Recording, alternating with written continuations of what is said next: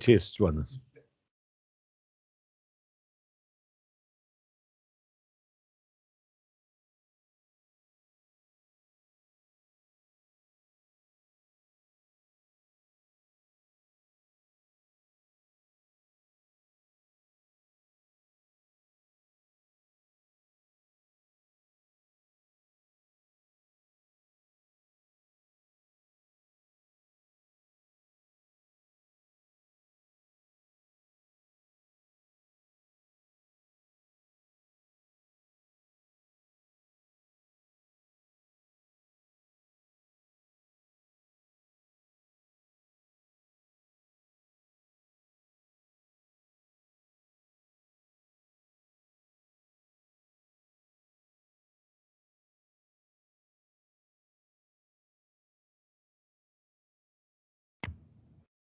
Good morning, everybody. I'm just waiting just to see if there's somebody else going to join us at the moment, and we'll just give it a little while longer, just about 30 seconds longer, just in case there is somebody just late joining us.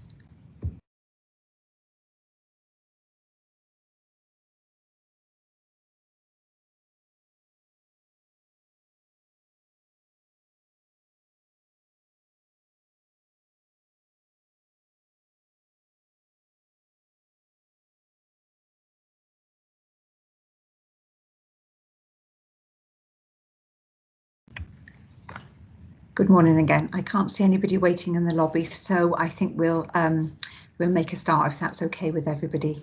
So good morning, everybody. My name is Debbie Bennion, and I'm the Deputy Exec Director of Nursing and Midwifery at Cwmtaf Morgannwdd Health Board. I just want to welcome you all to this briefing on the improvements in our maternity services following the publication of the 2 reports published by the Independent Midwifery Oversight Improvement Panel, IMSOP. Before we begin today's session, I'd like to start by introducing our virtual panel. We've got a number of colleagues on the call here today, both from maternity and neonatal services. So we have Sally Davis here, who's our Deputy Medical Director.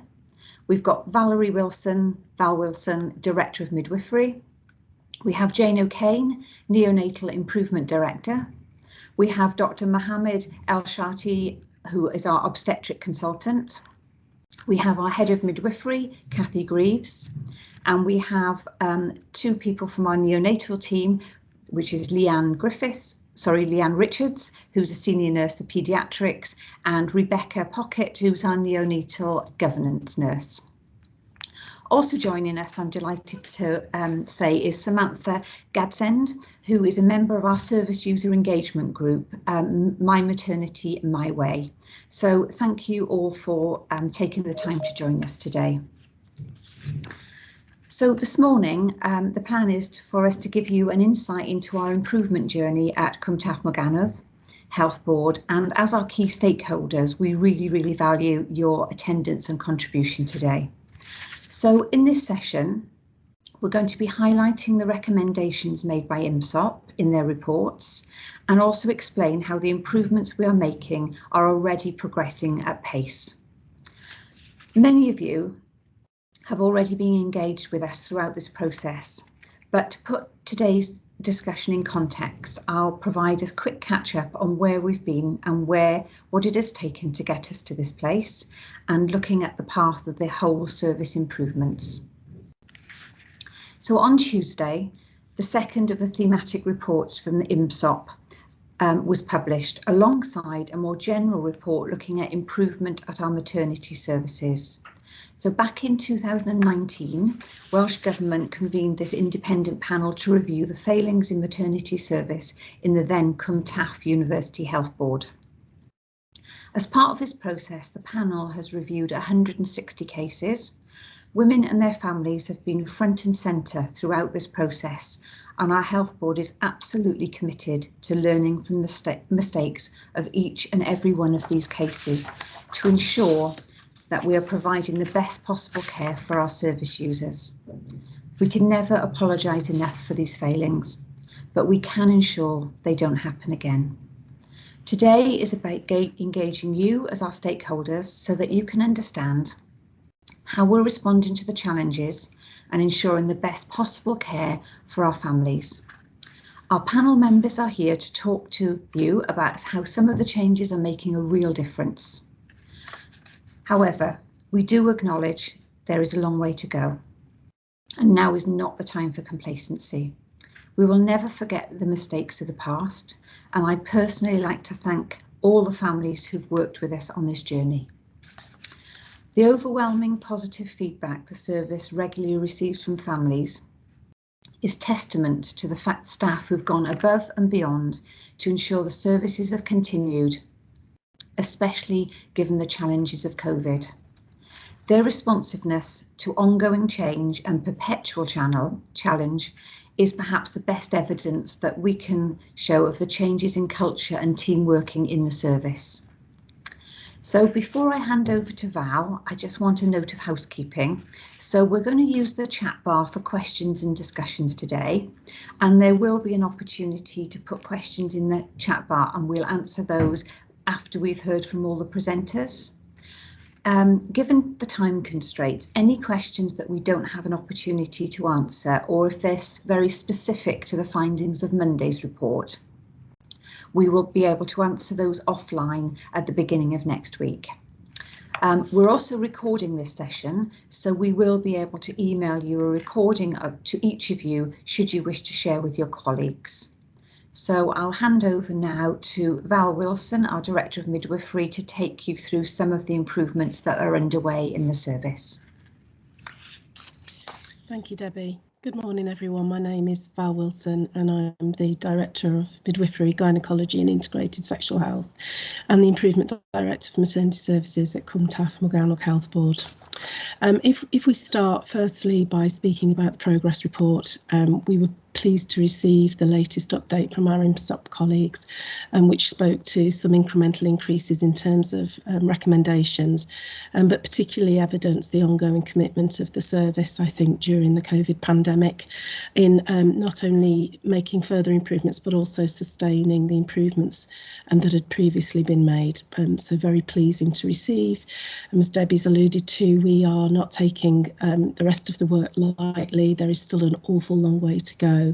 And we are currently refreshing the way in which we might do that. We're moving into a very transformational stage of our work, and we are looking at some of our longer term strategy and culture work now. In terms of the thematic report into stillbirth from the reviews, I think we should first start by acknowledging that the loss of a baby to stillbirth is a tragic event for any family, and we are sincerely sorry for the mistakes of the past. We learn from every single one of those mistakes, and every one of those families is central to the work that we have ongoing within the health board. You'll know from the report there were 63 cases from 58 families. Just a little over 30% of those cases had major findings, which is to say that potentially different care may have resulted in a different outcome. There were 7 key findings, 8 wider learnings and 9 recommendations, and they related to things like our responsiveness as a service, our smoking cessation rates, our guidelines, how we managed our learning and reporting following a stillbirth, compliance with staff training, bereavement care, and how we listened and learnt from families and how we responded to those concerns. And I have colleagues with me here today to talk a little bit more in detail about some of those learnings. So if I can hand you over to Catherine Greaves, who is the Head of Midwifery at Merthyr and Cunnan Integrated Locality Group, and also Mohammed El Nashrati, who is the Service Clinical Director at the same site. Good morning, and thank you very much, Val, and thank you for the opportunity of meeting everybody today to talk about and show you some of those areas that we're working towards in terms of our improvement. So if you don't mind, I'm just going to share a few slides with you that will help just guide us, talk through some of those improvements that we've made. And Mr. Al-Nashati is going to start primarily to talk about the guideline improvements that we've made within Cwmtaf Morgannwg. Good morning, and thank you for giving us the opportunity to show our apology and respect for what happened in the past and how we can learn from that past events and the improvements we are going to move forward. As Val kindly said, since the report came in 2019, our vision is to provide safe, effective, evidence-based, women-centered, family-centered, and multidisciplinary care. And to start with was the development of guidelines, where we developed our guidelines to be against the national guidance and to follow the standards which are set by the National Institute of Clinical Excellence of Health in UK, as well as the Royal College of Obs and Gynae and Royal College of Midwifery. We developed the guideline group within a 3-year forward plan to make sure that all the guidelines which are updated or developed are followed. So no guidelines will be missing. At the same time, we had a robust term of reference for the group to ensure that there's a good governance structure behind it and to ensure that all guidelines are benchmarked and reflected against the National Institute of Clinical Excellence guidance, as well as the Royal College guidance, to make sure that the care provided in Cwmtaf Morgannwg is evidence-based and following the standard set by the excellence. And these guidelines are put through the health board governance process, such as medicine management, clinical policy working group, and they are responsible for ratifying these guidelines for the use. And once these guidelines come into practice, we make sure that there's a good engagement with the staff around. So through the process of developing guidelines, the draft is shared with all the staff involved to make sure that they are aware and take all the comments into consideration, which is the multidisciplinary approach. And once the guidelines come into practice and start to be done on Wisdom, which is our website, we share the version with all the staff involved as well to make sure that all are aware. At the same time, we do a lot of teaching events behind the guidelines to make sure that our practice is following the standard. And then we have an audit plan for these guidelines to make sure that we are set to standards set by that guidelines. And at any point, if there's any update coming out of the Royal Colleges, or if there is any incident happening, we make sure that our guideline is updated and reflecting that to ensure we always provide effective evidence-based care to our women and family. And we have this audit cycle, which is continuous under review.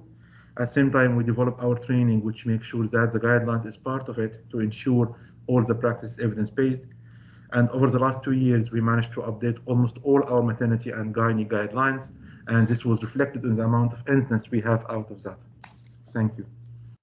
Thank you, Mr. Al-Nashati. And linking to that and picking up some of the areas that were picked up within the thematic review of the syllabus, I just want to take you through just a few of the things that help us to surveil pregnancies to ensure that we are picking up the most vulnerable babies and have plans of care in place for them. So one of the programs we use is a program called GAP Grow. It's a UK national fetal surveillance program that is there primarily to detect the most vulnerable of babies in pregnancy, so those who are not thriving.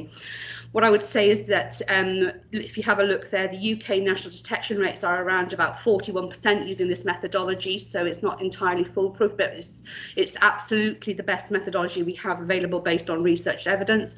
But for the third quarter running now at CTM, we're in the top 10% of UK pickup rates, and actually we're performing above the national standard of 41% at 45.8%. And linked to that, the reason that we are having these great pickups is around the education and training packages that we have put together for our clinicians here at Cwmtaf Morgannwg. So we have a very robust training needs analysis which sets out mandated training that our clinicians have to attain on an annual or biannual basis, depending on the programme of work that is being delivered. And we also monitor very closely the compliance against the training needs analysis.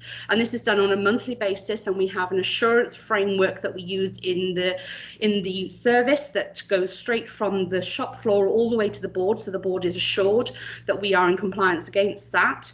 And we have also got a really good uptake and recovery trajectory against the training, which, as you will be aware, during COVID an awful lot of training was suspended because of the response to COVID, but I'm really pleased to tell you that here at Cwm Taf Morgannwg that has recovered. A very big area that was our biggest and huge focus of our improvement was around our bereavement care and the appointment of a very key post, the bereavement lead midwife, who holds a very strategic post in supporting training and skilling of our clinicians to enable them to, with confidence, provide the appropriate care for our families where they experience a loss. And this post has an awful lot of oversight and provides assurance against both legal documentation requirements when there is a loss, but also, and more importantly, that the care the families receive following a loss. And, you know, that includes that reporting to the UK National Embrace and the use of the perinatal mortality review tool, so that we have the opportunity to review cases where there has been a loss in order to identify any learning, so that we can share that both within our local learning, but also on a much wider basis across the UK. And the post is also responsible around the guidelines for care of families when there is a loss, because this care is very complex and the pathways that the clinicians need to follow are very complex, and that post supports the clinicians in providing that to the standards that are required. Our post holder is also very keen delivering the training for our clinicians so that they are able to support the families where there is a loss, and that families are also provided this in line with the national standards for bereavement care set out by SANS, which is the national charity for any baby losses. And really what's important is that shared learning and how we as a health board are plugged into both local and national networks to ensure that we have the opportunity to learn from others, but also to share what's been learnt by Cwm Taf Morgannwg, and so that others are able to benefit from that programme of improvement that we're on. Samantha's going to talk to you a little bit later on, but what's very key is how we are listening to our families and have the opportunity to hear from families directly what they have experienced from our services. And the My Maternity My Way has become our user-led engagement hub, because it's grown much more than just one forum. There are many forums that sit underneath that, and what they have done together with us as a service is develop a 3-year engagement plan, so we know how and when and the methodologies that we're going to use to talk to our families in the community. Several hubs sit under there. Just a couple of those examples are the partners group, the breastfeeding group and the bereavement group. But this hub really is at the centre, because this is about families. It's about what we do in partnership together for our communities, that all of those improvements are done in collaboration with what our families are telling us. And you know, the My Maternity My Way absolutely help us to manage and monitor the improvements as we're making them, so that we are developing in a trusted advisory group for the communities in conjunction with the health board. And you know, we have very strong working relationships with My Maternity My Way, and they really do collaborate with us on all of our improvements. But as a health board, that this is not just about improvement right now. This is about what we are committed to and promise for our communities moving forward. Thank you very much.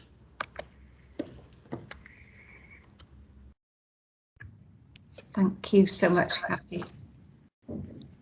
And Mohammed, thank you very much. I'm now going to hand you over to Jane O'Kane, who is our Neonatal Improvement Director, for a short overview of progress. Could I just remind everybody, if you're not speaking, to put yourselves on mute. There's a bit of feedback coming through.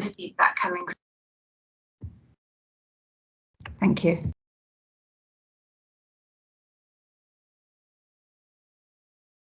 Can you hear me, Debbie? Yeah. I think we can all hear you now. Yeah, that's fine. Yeah, thank you. Good morning, everybody. So CTMU has obviously welcomed the findings of the progress report, and we evidently clearly remain committed to the ongoing improvement programmes of work across maternity and now neonatal services. It has been really encouraging to see how our services have improved, especially within the context of the challenges that we have faced responding to the COVID-19 pandemic. And we do think it's important to recognise the commitment and dedication of our staff during what has been unprecedented and incredibly challenging times. In terms of neonatal services, we have, in conjunction with IMSOP, the Oversight Panel, agreed a review of our neonatal services across our health board, and that is currently underway. It's about halfway through. So you may be aware that there were some recent concerns that were highlighted by the Oversight Panel, and we have responded to those very swiftly. And I can assure you that we are working closely with the Oversight team. That includes neonatologists, both medics and nurses, to make sure that we are providing safe services. Thank you. Thank you very much, Jane. Apologies for the reception there. I think there's a bit of an issue with some of the reception there, but we did hear all that, Jane. That was fine. Thank you. If I can now then hand over to Samantha Gadsden, who is going to give us an overview of My Maternity, My Way. Okay, hi everyone. Yeah, I'm a service user representative on My Maternity, My Way. And that is, as everybody else has said, the Trust's way of engaging with service users. We meet up quite regularly on Teams, and I personally was very impressed with how quickly the Trust opened that up in the pandemic, that service user engagement was still clearly really important. There's also a public Facebook group, which nobody's mentioned, which is I'm really impressed with as well. That's really well held and well supported, and lots of positive feedback comes in through there. And what's really important to me, I'm a doula and I speak to lots of service users myself, is I actually feel that My Maternity, My Way is a safe space for me to send service users to, and that their voices will be heard. I'm not going to send people who speak to me to places that I don't think are safe. And I really feel it is a safe space, and that their opinions and mine are really important. And that's not replicated in every trust, but it is really very clear here that service user voices are core.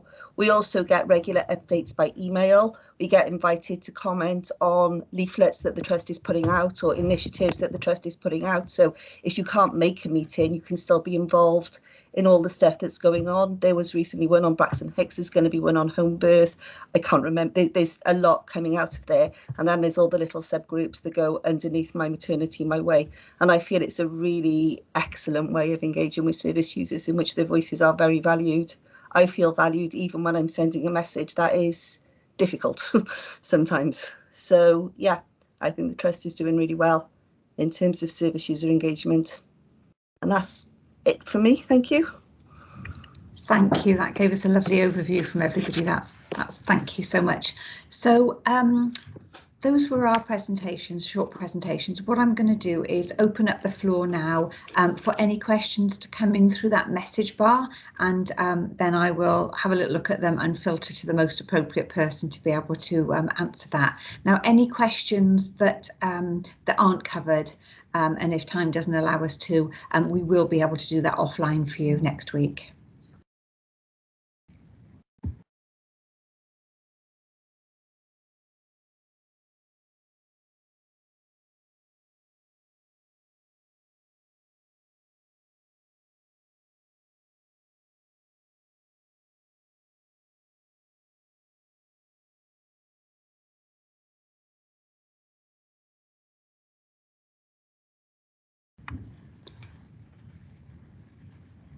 Okay, I can see, have we got some questions coming in, Alex?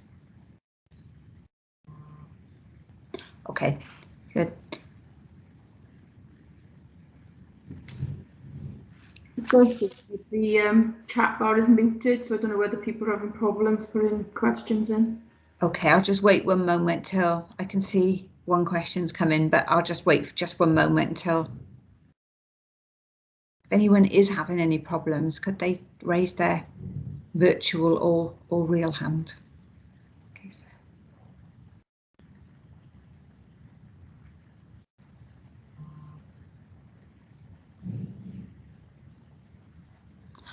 Okay, I've got a couple of questions at the moment. So if I take the first one there, which is the question is, how can parents using your services now be sure that they are safe? Val, did you want to take that question? Yes, thanks, Debbie. Happy to. So in terms of maternity services, as Kathy's already spoken to, we have really robust training processes now.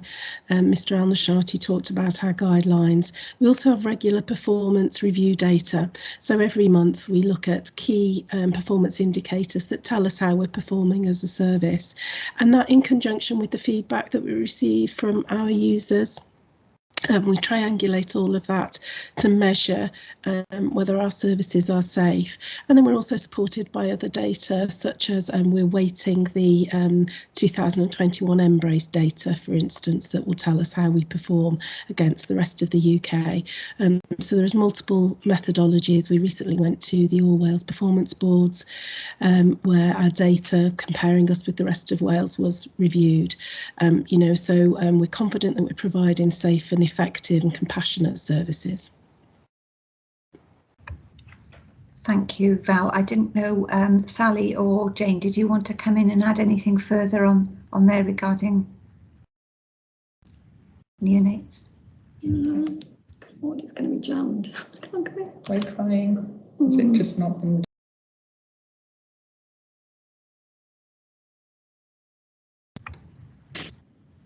chat? We're having difficulty. Oh, here we are. No, We can hear you. Now. Oh, thank you.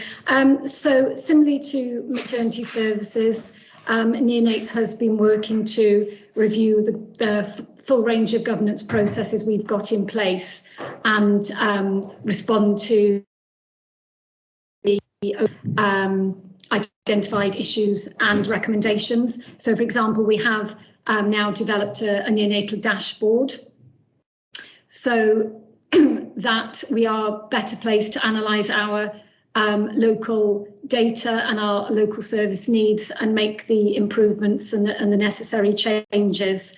We're also working closely with our service colleagues, particularly in UHW in Cardiff, and we have recruited additional expertise in terms of consultant neonatology sessions.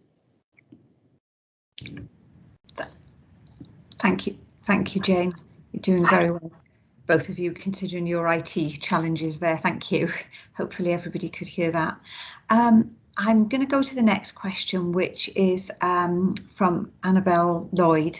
That was Public Health Wales carried out a piece of work for Safeguarding Board that identified learning for Prudic, but we haven't mentioned this in today. We haven't mentioned it. We can respond to this later in the week to update you on how that triangulates in with the work that the Health Board are doing, if that's okay, Annabelle. The next question I've got is that there were staff shortages at some point, and the question, and this is from Lisa Curtis-Jones, asked, the question is, have posts been filled in key areas such as midwives and consultants, and will there be, so that's the first question. We'll take that question first because it's one in two parts. So I think maybe Val or Mohammed might be able to take that question regarding recruitment of staff. Thanks, Debbie. I'll speak to the midwifery if Mr. Al-Nashati would come in afterwards and speak to our medical colleagues.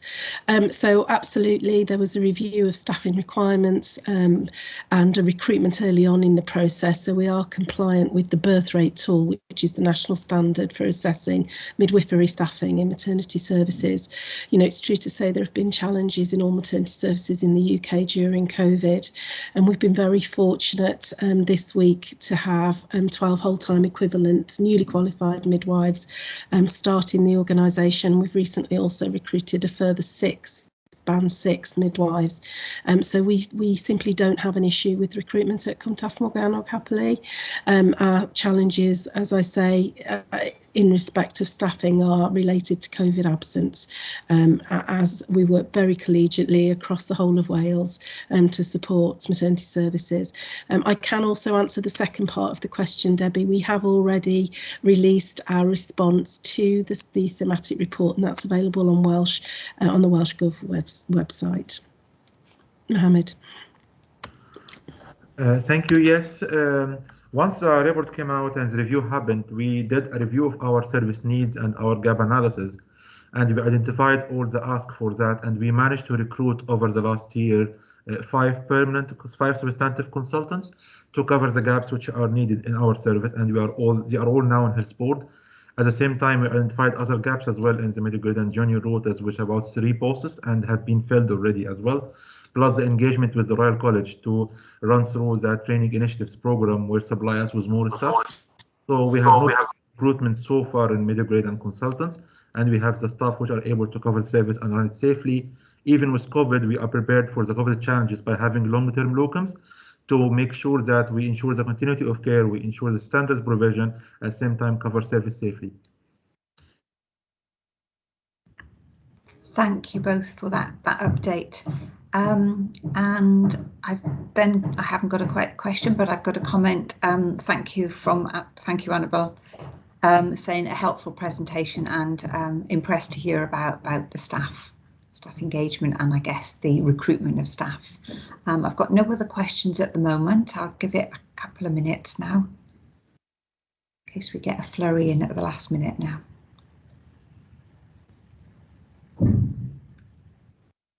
And Debbie, I can just see a question in relation to support. Thank you. Oh, I'm sorry, I've missed that. Thank you. That's okay, don't worry. Right at the beginning of the review process, particularly, we implemented a support package for families and staff, irrespective really of whether families were involved in the review process. So that's both internal and external, so supported externally by an external organisation. So it's a very robust programme, very accessible. And still available to families, and we've also mirrored that with a support package for the staff. Incredibly challenging for the staff to go through an external review such as this and a massive improvement programme in COVID, absolutely unprecedented, and it's absolute testament to them that they have managed to do this, provide a safe service and continue with improvement. So yes, that support package will remain in place for the foreseeable future. Thank you, Val. I think you were probably seeing the comments a bit quicker than I am. I think my chat bar's got a little bit of a lag on it by the looks of it. It's come through now. So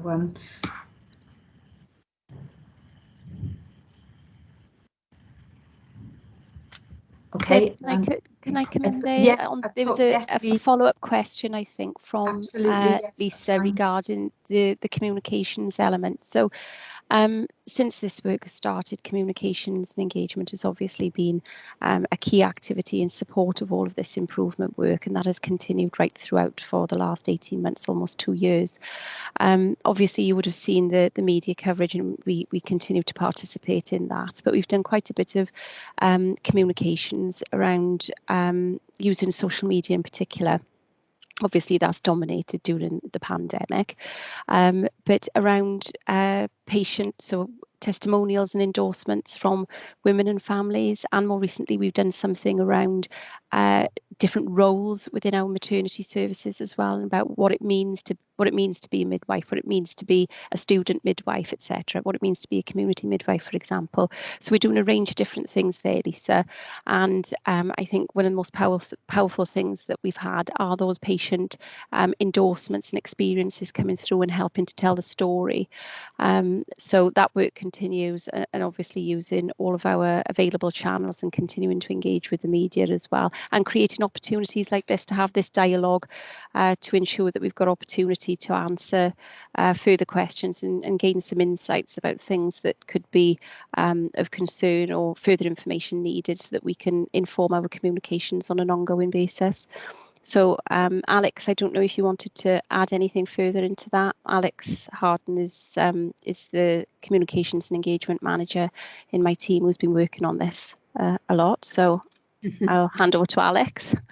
Just to confirm what you've said, Lee, we have got a very structured communication engagement plan in place around maternity improvements, linking in with the guys at My Maternity My Way. So we sort of test our communication messages and ideas with that group to make sure that the tone and the sentiment of that is correct. So yeah, just to reassure everybody that, you know, it's balancing the knowledge that we've got work to do in this area, but also celebrating the improvements that our staff and our teams are making, you know, as we progress along this IMSOP process. So yeah, you'll be hearing lots more on our improvement programme. Thank you both. I'm just conscious that I don't think there's any more questions coming in. No, I don't think so. Okay, no further questions at the moment. So that just brings me to say that I've to close the meeting, and just to let you know that a recording of this session, I did mention it at the beginning, but just to reinforce it, recording of this session will be circulated to you all by email. And just to say that we have put in, or there's a very short, there it pops up, Alex has popped in a short survey in the message bar, and we'd really love your feedback on today's session, if you could spare that time, please. So just to sum up then, I just want to thank everybody, especially our stakeholders who've taken part. I want to thank our CTM teams and all of the families that have worked with us. Samantha, etc. And thank you all for your time, because I understand your time is very precious, but thank you so much.